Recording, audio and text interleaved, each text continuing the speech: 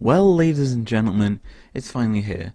The last game of the LCS regular spring split season, and I felt we should cover a team that's been on the rise in recent weeks, we're not going to see in the playoffs and we'll see in the start of summer. No, it's not Team Liquid. They had a very poor end of spring split, to say the least, who ended in 9th.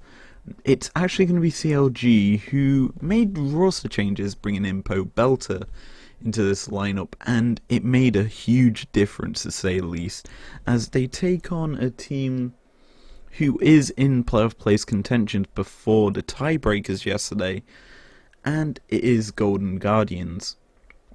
Now, this game has got playoff place contentions on it, but will we see Golden Guardians pick up the win here? Only time will tell as we break down CLG versus Golden Guardians. And as it states in my contract, I need to say, DJ, spin the music, please. So let's get this thing kicked off. We're going to start with CLG's bands here. And there's a big trend in these bands. Set, Ornn, and Syndra.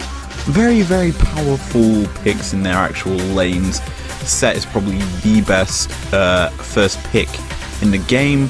Ornn similarly is that good, and Syndra is a very, very strong, basically blind pick mid laner.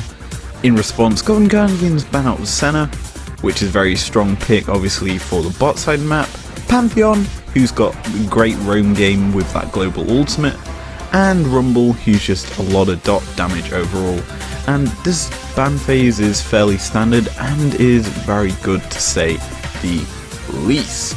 Now, we kick this draft off well. The picks are kind of weird, to say the least, coming out of CLG here. Their first pick is a Renekton, which is not something that's very normal. Normally we expect an Aphelios here, or even an Aatrox if you're going to go topside. However, they go Renekton, who obviously can play very well into an Aatrox if it's picked by Golden Guardians, and in response, the Aatrox is picked up second, as well as a Varus for the bot lane of Golden Guardians here in their first round of picks, two standard picks in the current meta, and the response from CLG is to go even more standard and pick a very, very strong bot lane for themselves in the Ezreal Tahm Kench. Now, obviously, this matchup is huge as Ezreal just pokes, has the Arcane Shift to get away, as well as the Tahm Kench consume, where he can just pick up the Ezreal and just fling him out of the fight into safety to fire in more poke. As for the last pickup for Golden Guardians in this phase, they go for a Jarvan, a very high engaged jungler. And what we see here is the jungle is not been locked in for CLG, instead they've locked in their entire bot lane, whereas Golden Guardians have sacrificed their support pick. Obviously, we're going to probably see some bans in this second phase towards bot side map, and yeah, it's kind of surprised that instead of the MF we get a Varus pick, and Ezreal picked up instead of, say, the MF, who can play very well into a Varus, to say the least. But that is the first round of picks done. It's now time to load up into our ban phase, where we've got some interesting lanes that are going to be focused quite heavily in terms of our bans. As stated before, we do see bans towards the jungle and the support lanes from either team that hasn't picked that role. Obviously, CLG ban out Yuumi and weirdly Karma. I would have expected a Braum ban, to say the least, with the current poke comp that CLG have.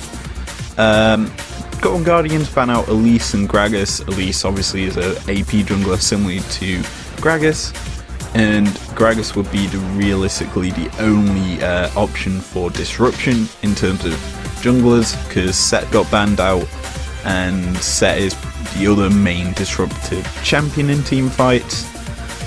We could have seen, instead of an Elise ban, a Trundle ban, who's been quite high in priority, even if Sedge didn't even hit the bans, so I'm surprised Sedge didn't get banned, to say the least. So yeah, that is a very standard drafting there. I don't like the Karma ban either, if I'm gonna be honest. As I said, I would much rather have preferred a Brawn ban overall, or even a Rakan ban, even if it's not going to be paired well. Nautilus as well is up, still very strong in the current meta. But yeah, we do see a Karma and Yumi 2 Mage S supports in that bot side being removed from the map.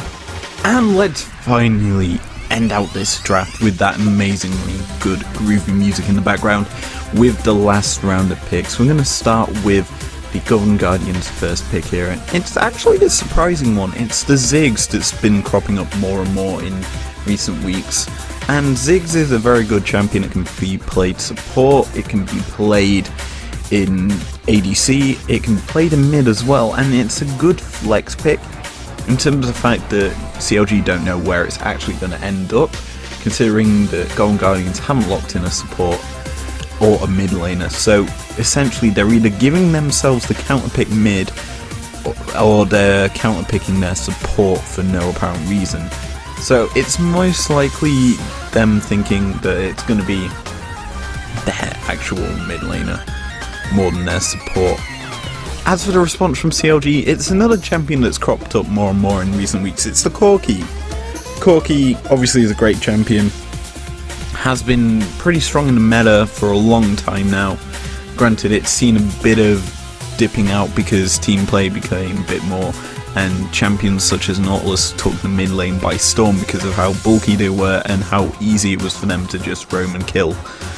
And Corki obviously does the same, but isn't as bulky and is pure AD. And one thing to note, if you look at the entire CLG draft, is they're very much all AD. So a Corki adding to more AD is pretty bad. The last pickup for CLG is a Sejuani. Again, probably the strongest jungler that was left available, and something that I thought would have been banned. Granted, Golden Guardians probably knew that if they took the Sedge, that team comp would really have no AP damage as a whole. And CLG's last pickup is going to be the Sylas for Golden Glue in that mid lane. Obviously, Sylas is a very good champion. You just steal ults all day.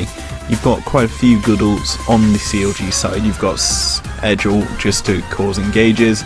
You've got also Renekton ult to sustain, Ezreal ult to shoot down people, and Tom just for global presence. You can take people to and from fights, and it makes him very, very impactful in the game. Anyway, that's it for this draft. Let's jump into the game. In this fight breakdown, we join the game 9 minutes in around the Rift Herald, where we see CLG trying to take Rift. Now, obviously, the vision from Golden Guardians allows them to see that the Rift is being taken, and with only 2 members of Golden Guardians showing, CLG think they have the numbers advantage. Now, immediate collapse from 4 members of Golden Guardians allows 2 quick and easy kills to come through, and also the securing of the Rift Herald, which basically balloons the lead for Golden Guardians into the late game, and it's kind of unrecoverable for CLG, as they're unable to make a actual claim for any sort of objective in the later parts of the game from this play. But what exactly happens in this fight? Well, let's break it down as best to our ability as we can.